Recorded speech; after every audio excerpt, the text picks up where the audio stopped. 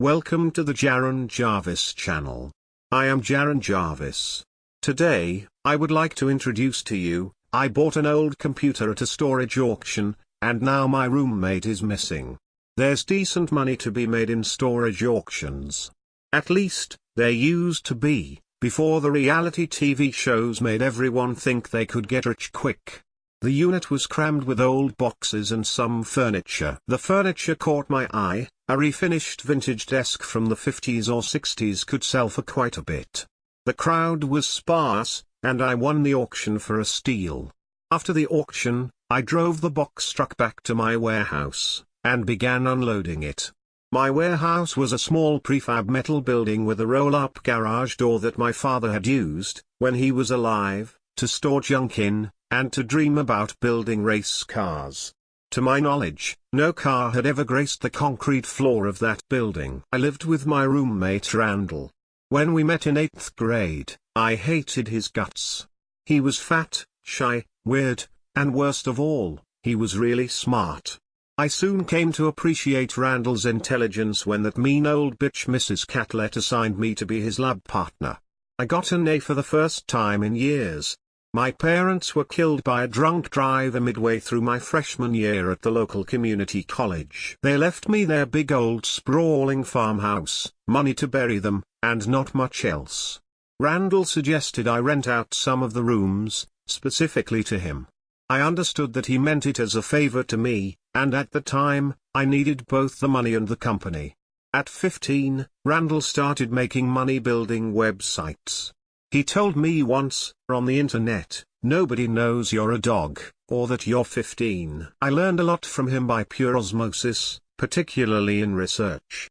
Being able to track down both prior sales and potential buyers is a valuable skill in my line of work. Randall, however, moved on from building simple websites to programming full web-based applications. By the time he moved in, he was earning enough that he could pay all of his bills, and have plenty of money left over for his many hobbies. When I first visited Randall's house, in 8th grade, I was astonished by his baseball card collection. He had thousands, meticulously arranged and catalogued, and it seemed that he had every stat memorized. As the years passed, he moved from collection to collection. About a year after he moved in, Randall stumbled across what was soon to be his new obsession, mechanical keyboards. He bought us both Corsair gaming boards, then promptly threw them in the trash and replaced them with boards from a Taiwanese outfit named Ducky, complete with fancy LED lighting patterns. I was happy with my Ducky Shine board. The keys felt great, though the clicks were a little annoying. When Randall wasn't coding, he was shopping for increasingly rare keyboards. He had taken over the dining room as his work area. He set up tall shelves that he filled with boards, each labeled and cleaned, and, in some cases, meticulously wrapped in protective plastic. Randall claimed that he had purchased his endgame board, a strangely shaped aluminium beast he purchased from someone in Korea, after a month of tedious and sometimes heated negotiation. When it arrived, I was astonished to see it wasn't even finished. "You spent how much on that?" I asked. "800, he replied. 800, for some metal plates and a bunch of parts. Yay, plus I had to buy the keycaps. So, maybe a grand total. 200 for some plastic keycaps? I'm definitely not charging you enough for rent." When I loaded the box truck at the storage auction, I knew I had hit pay dirt with the furniture. The unit had contained a beautiful desk, a padded oak and leather rolling office chair, and some desk lamps. There were also quite a few cardboard boxes of papers, books, and various other junk. In the back corner of the unit, covered in cloth, was a heavy wooden crate, its lid nailed shut. The crate was what interested me most. The file cabinets had papers and files, but I couldn't open the crate without a crowbar. The furniture alone would double my investment in the unit, but sealed wooden crates typically meant something important. Something of value. Lifting with my legs, and not with my back, with liberal use of my hand truck, I leveraged the boxes and the furniture out of the truck and into my warehouse. Randall had spray painted that hand truck hot pink one weekend. "I thought your dolly needed a new dress," he said, and laughed until his glasses fogged up. the jerk. Finally, I was alone with my prize. I carefully slotted the crowbar, and pried the lid off the wooden crate. Inside lay a large chunk of foam packing material, around a dark piece of equipment. I removed packing material, carefully pulled the device from its crate, and placed it on the desk. The device appeared to be quite possibly the world's ugliest computer. Its case was a dark reddish brown, with thick angles of metal bent over and around a tiny glass tube screen. The screen shared the front of the case with a floppy bay, along with several other odd ports. Just below the monitor was a label, white letters stuck against black Dymo embossing tape, Wegner 1. The keyboard, packed in its own wrapping of foam, was also red-brown, in a tall case nearly 3 inches thick. It felt as if it might be made of steel, and had a heft like a murder weapon. I texted Randall that I had found an old computer, and he came to the warehouse at a run. His jaw dropped when he saw the ugly old thing, and he spent the next 10 minutes caressing it and cooing at it like I'd brought him a kitten. "Gonna turn it on?" I asked. Randall looked at me in horror. "Are you nuts? The capacitors in this thing have to be over 30 years old. I'll have to test every single one with a meter, and even then I don't know if I'd dare trying it. The keyboard, though, has an RJ11 connector. I have a USB adapter for that," he said, and got the faraway look in his eye that nerds get when they're solving nerd problems. "I'll leave you alone with your new girlfriend," I said. "I'm starved, and I have dust all up my sinuses." While I showered, Randall carted the Wegner, as he started calling it, into the house, and set it up on the dining room table. Realizing we had no food in the house, and we were critically low on beer, I went to a market to pick up deli sandwiches and beverages. It was late when I got back. Randall was still at the table, looking at the Wegner keyboard through magnifying lenses strapped to his forehead. He looked up at me and sighed. "I can't figure out how these switches work, man. I thought they might be Hall effect at first, but they've got this weird chip next to each of them. They feel great, though. Like a pre-board with tight buckling springs." He began reassembling the board. "I got it to work with that USB adapter too. Wanna try it?" Randall flipped the board back onto its base, and connected it to his PC. I leaned over the board, the angle awkward, and touched the keys. "Ow," I said, as a short static shock jolted my fingers. I recoiled, and looked at Randall. "The damn thing has a short." "Yeah, it did that to me once too. No idea why." "Should be grounded over USB. "Come on, don't be a sissy, try it out," Randall said. I lay my fingers on the board again. The Wegner's keys were weirdly slick, and the caps felt slightly oily to my touch. "Is this thing buzzing when I hit a key?" I asked. "That's what I can't figure out, dude. I looked all over the top of the board and there's nothing that might make it buzz like that. The case is welded together at the bottom, so I can't get to the underside of the board, without breaking it. I kinda like it, though," Randall said. "It's like a mini massage for my fingers." I settled down at my own computer, cracked a beer and started hunting down the provenance for our ugly new friend. I sent a few emails to some friends in the business, and posted some questions on some vintage computing message boards. My first search results for Wegner returned Wikipedia articles about Dr. Meinrad Wegner. He was a German rocket scientist who came to America, perhaps unwillingly, at the end of World War II. A footnote led me to his son, a polymath who graduated from MIT with 4 degrees at 20 years old, then disappeared from the public eye for a decade. In 1982, at Comdex in Atlantic City, Wegner unveiled the Wegner 1, a PC clone that he claimed would change the world. Wegner's announcement was met with some skepticism, but mostly apathy. After Comdex, the trail went cold, with no other articles about Wegner, or his computer. The next day, I sorted through the furniture and boxes that came from Wegner's office. The drawers in the oak desk were locked, but the lock didn't stand up to a screwdriver and a hammer. The first drawer shrieked horribly when I pulled it open. Inside lay an assortment of decades-old office supplies. With the first drawer opened, I could then pull out the larger bottom drawer. "Bingo," I said to myself. A dozen black paperback notebooks lay inside, each dated and labeled E. Wegner, Laboratory Notes. I pulled out the notebooks, and started flipping through them. At first, it was hard to read Wegner's spidery, cramped handwriting. In the first notebook, which appeared to be the earliest, dated 1968, was filled with terse, almost grudging notes about Wegner's daily work. He had been recruited straight out of college to work at a small, independent laboratory in the outskirts of Massachusetts. At first, he was given menial fact-checking assignments, long and tedious mathematical calculations performed by hand and slide rule. Wegner's frustration with these assignments were apparent in his notes. In the margins, though, he had drawn several sketches of electrical circuits. Wegner appeared to have a breakthrough midway through 1969. His cramped handwriting became more expansive, and his ideas more fluid as written on the page. He began to receive greater access to the projects upon which he had been working, and by the end of the notebook, so did I.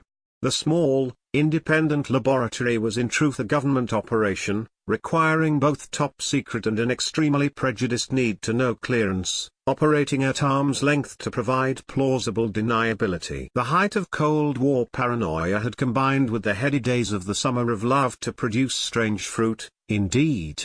By 1970, Wegner was involved in dozens of projects, each more bizarre than the last.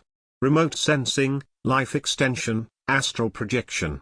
Wegner devoured every subject before him, and combined them in ways that were the true manifestation of his genius. Tantric meditation based upon quantum physics, mathematical formulae derived during deeply ritualized seances while megadosing on lysergic acid derivatives he developed during sensory deprivation.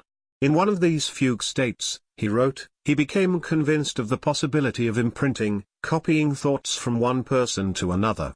The military, of course, latched onto the idea as a perfect interrogation method. What better way to question an enemy combatant than to read that enemy's thoughts? By this point, I was hooked. I had settled on a creaking wooden office chair, likely Wegner's, with a beer, 2 ham sandwiches, and a stack of notebooks. I went to the kitchen for more beer, and a bag of chips. Randall was banging away at his weird old keyboard, headphones on, monitor glare whiting out his glasses.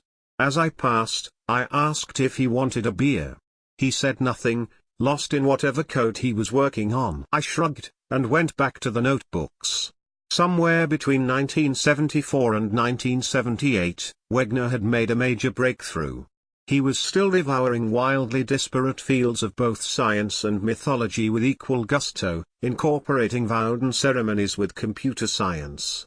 He wrote that he felt all knowledge in the universe was already known to the universe, and so could be divined, or teased out of the mind of God.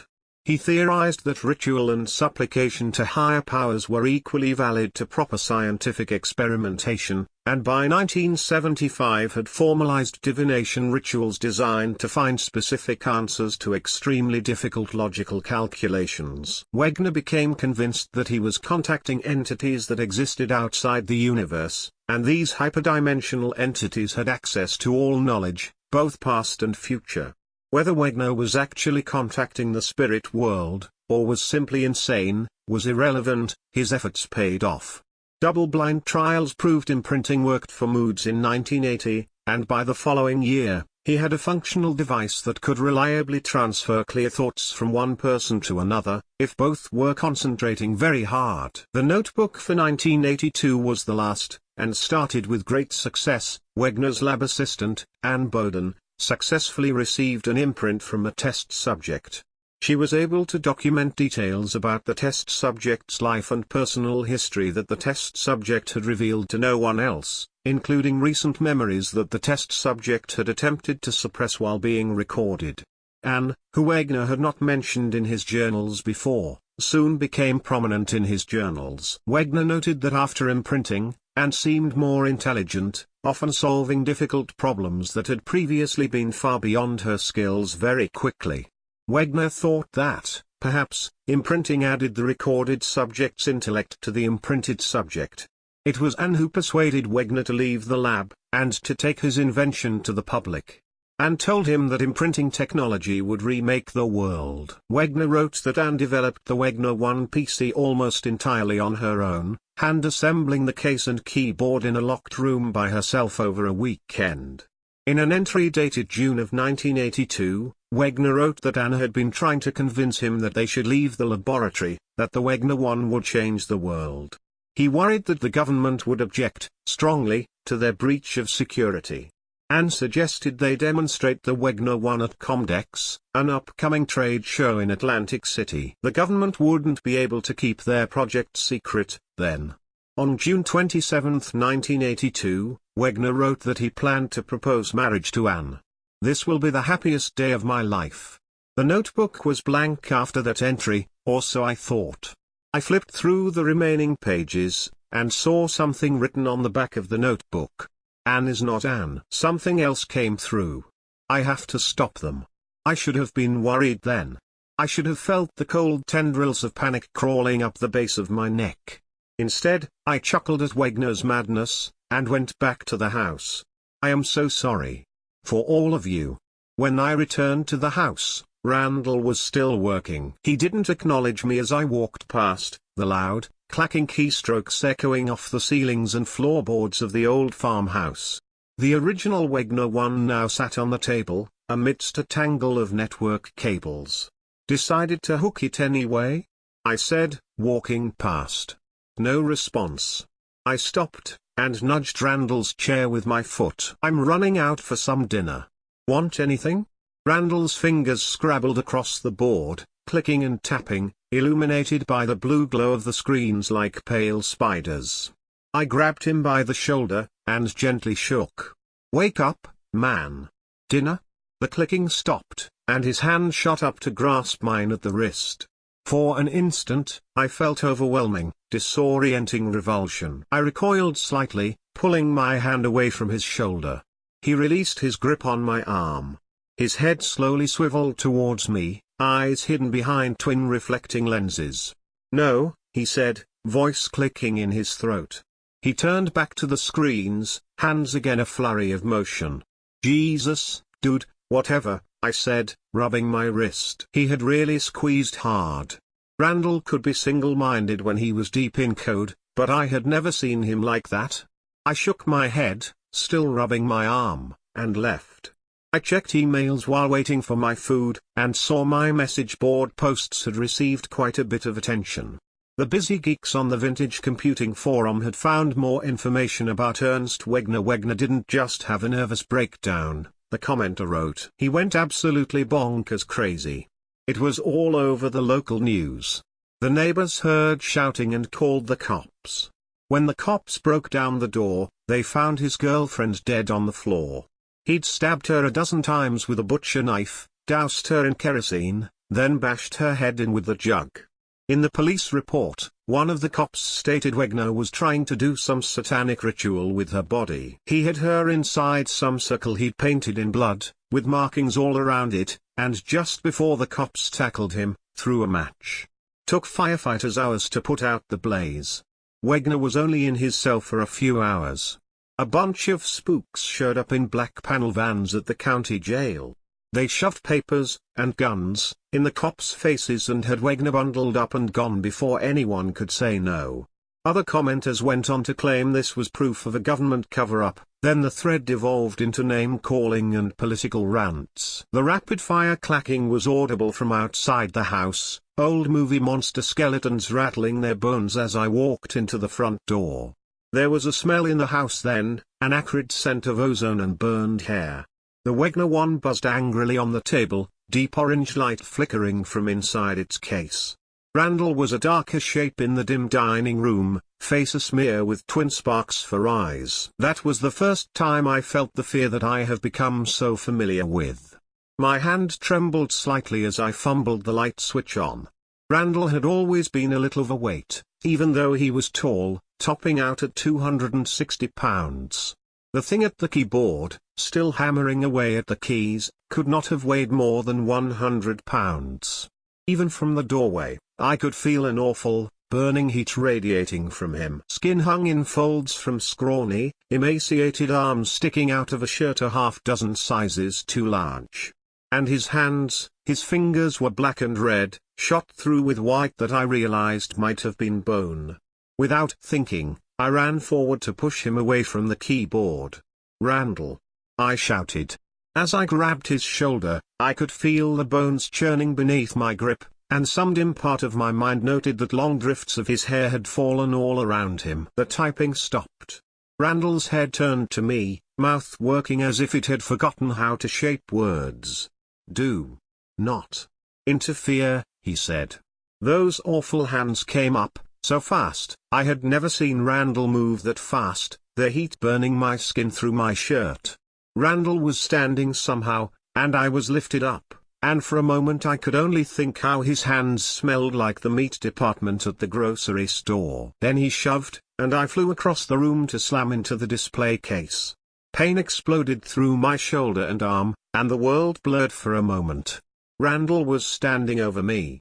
I could smell the stink of him, and hear his fingers clicking together, even without a keyboard. "The path is now open," he said. "We arrive." Rejoice. The box truck was gone when I woke. Randall was gone. The Wegner was gone, save for a charred spot on the table, and some melted Ethernet cables. The rest of the computers in the house, all gone. Wegner's notebooks and filing cabinets were missing. My phone was broken, crushed against the corner of the display case. When I returned from the hospital, arm in a sling, I borrowed a friend's laptop, and checked my email. All of the message board emails were missing. I checked the boards, and my posts were also missing. I checked Wikipedia, only to find entries for both Wegners, Junior and Senior, missing.